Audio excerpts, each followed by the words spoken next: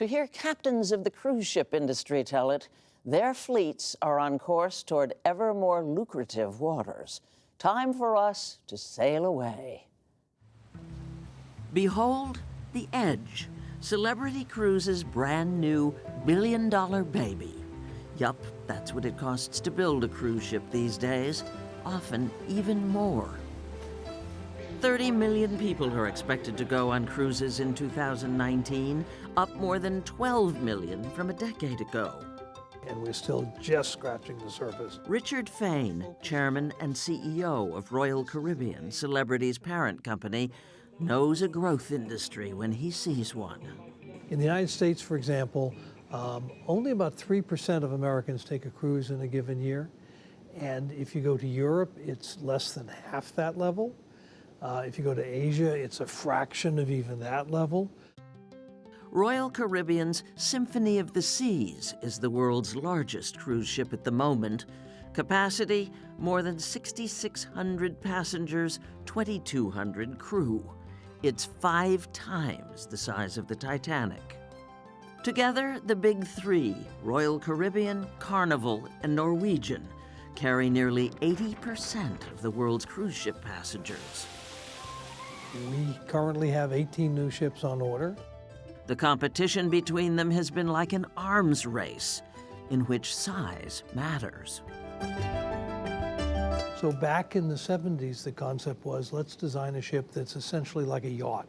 By the 1980s, we were saying, let's design something that's much more like a hotel and has nicer rooms, nicer places to go, more things to do. And today, we're talking about this should be more like a city. So, bigger, bigger, bigger, bigger. Why?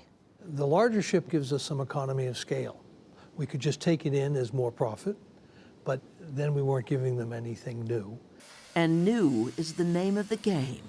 So Royal Caribbean says it sinks about half what it makes from those economies of scale into innovation. Walk in, come on in.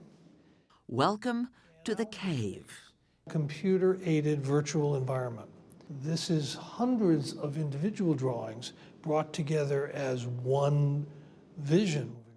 Using video game technology, the designers of the Edge got to try out their ideas. And it's accurate to the point where one person noticed that the olives in the martinis are too small. This looks just like the cave. Just like the cave. So welcome to the Grand Plaza in real life. John Paul Lamb is in charge of all hotel operations aboard the Edge. This isn't just any chandelier that we have here. This chandelier has thousands of different lights. We've got an incredible sound system in here. We do a chandelier show a couple of times throughout every evening. So music matches the light? You really have to see it. But the innovations are not just eye candy for the passengers. This is state of the art. It cannot be any better as we speak. The bridge, the domain of Captain Dimitrios Kefetsis, is more space age than swashbuckling. I think everybody in their imagination thinks that the bridge of a ship has a great big wheel. Let me show you what is left out of the big wheel. Teeny weeny little That's wheel. it. That's all it's left. Unique in the cruise ship world, this super sophisticated touchscreen.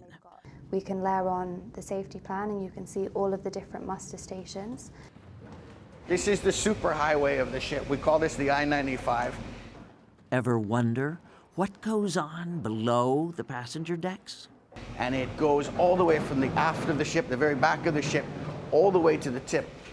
It's over 1,000 feet long, and behind each door, something amazing. A whole room full of red wine. Chilling over here, pallets of aluminum water bottles.